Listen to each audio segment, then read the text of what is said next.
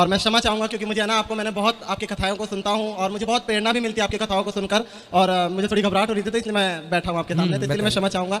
और मैं एक मुस्लिम धर्म से हूँ और मैं ये पूछना चाहता हूँ, मैं सनातन में आ तो गया हूँ पर मैं ये पूछना चाहता हूँ। आप मुस्लिम हैं? हाँ। क्या नाम था आपका? मेरा पहले जावेद नाम था। जावेद। काफ़ी लोग जानते भी होंगे। तो आपने हिंदू धर्म अपना लिया? हाँ हाँ, क्योंकि सबसे पहले मैं एक बात कहना चाहूँगा क्योंकि काफ़ी लोग मुझसे कहते हैं कि तुम हिंदू बने हो।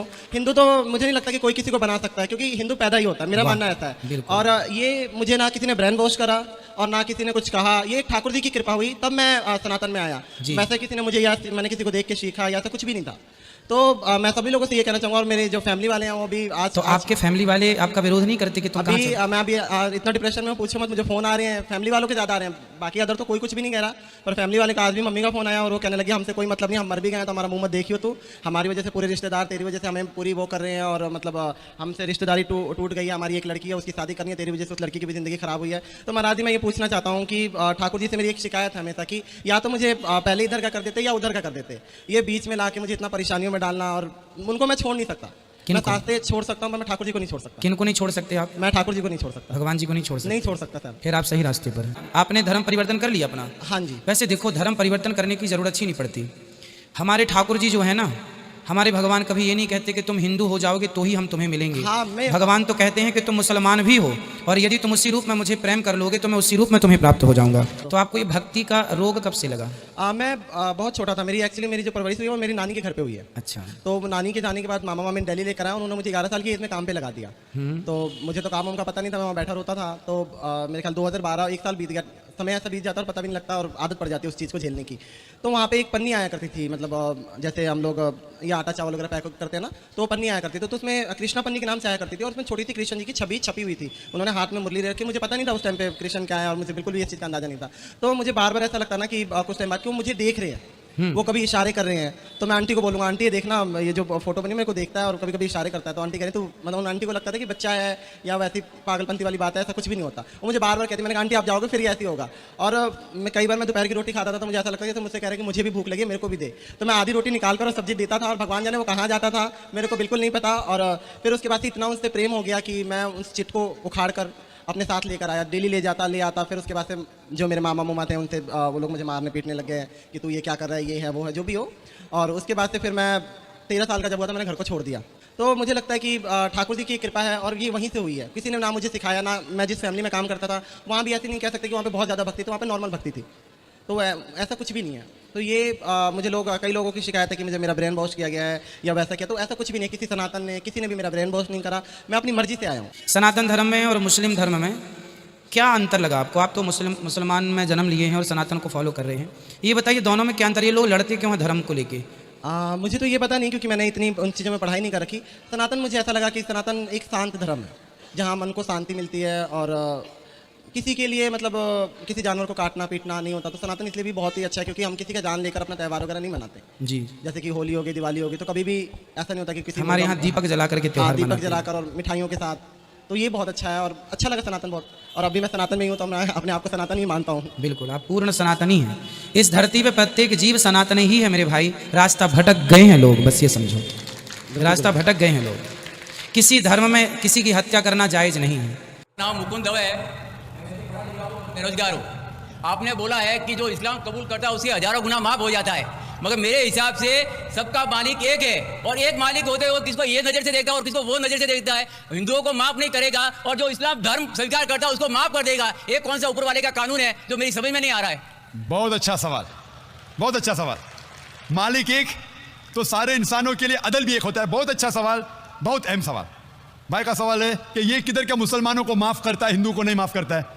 मैंने आपसे कहा कि जो इंसान नाम का मुसलमान है, उसका नाम मोहम्मद अब्दुल्ला जाकिर है, तो वो काफ़ी नहीं जन्नत में जाने के लिए। मुस्लिम का मतलब वो इंसान जो अमन हासिल करता है अपनी ख्वाहिश अपनी मर्जी से खुदा के अहकामात पे अमल करने के बाद। यानी जो इंसान अपने मालिक के अहकामात पे अमल करता है वो सच्चा इंसान है। वो नाम का क्या है उसका मैं कोई लेना देना नहीं। यहाँ मैं कह रहा हूँ कि जो इंसान अल्लाह के अलावा किसी के साथ शिर्क कर रहा था, आज शिर्क करना छोड़ दिया, आज उसके गुनाह माफ होंगे, चाहे कोई भी हो। आप भी अगर कहते कि मैं शिर्क करना छोड़ दूंगा, अल्लाह के अलावा किसी और की इबादत नहीं करूंगा, जो हिंदू मजहब की किताब में लिखा है, और मैं मानूंगा आखिरी पैगंबर मोहम्मद सल्लल्लाहु अलैहि वसल्लम में, चाहे आप ईसाई है, चाहे आप हिंदू है, चाहे आप यहूदी है, आज आप अगर अपने मालिक का कहना मानेंगे तो आपका मालिक आपको माफ करेगा। लेकिन अगर आप कहेंगे मेरा मालिक एक, लेकिन मालिक का कहना नहीं मानेंगे तो मालिक कैसा माफ करेगा? मिसाल के तौर पे एक एग्जामिनेशन होता है, टीचर सारे तालिबे इल्म के लिए बराबर है। टीचर 1 साल के लिए सारे तालिबे इल्म, सारे स्टूडेंट्स को सिखाता है, बराबर। लेकिन एग्जामिनेशन में जो टीचर पूरे साल भर सिखाता है, जो तालिबे इल्म वो टीचर के सिखाए मुताबिक एग्जामिनेशन पेपर में लिखता है, वो पास हो जाएगा।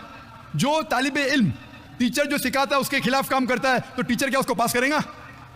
चाहे वो हिंदू, मुस्लिम हो, ईसाई हो, जो टीचर सिखाता है उसके ऊपर वो तालिबे इल्म उसके मुताबिक इम्तिहान देता है, वो पास होगा। आपका मालिक, हमारा मालिक एक है। सारी किताबों में लिखा है, हिंदू मजहब की किताब में, यहूद मजहब की किताब में, ईसाई मजहब की किताब में, इस्लाम मजहब की किताब में, सिख मजहब की किताब में, कि मालिक एक है। मालिक के अलावा किसी की इबादत नहीं करना चाहिए, खुदा के अलावा किसी की इबादत नहीं करना चाहिए। कल मैंने फरमाया था कि उस खुदा की कोई प्रतिमा नहीं, कोई अक्स नहीं, कोई फोटोग्राफ नहीं, कोई पिक्चर नहीं, कोई बुत नहीं, कोई मूर्ति नहीं। फिर अगर आप मूर्ति देंगे तो आप मालिक का कहना नहीं मान रहे।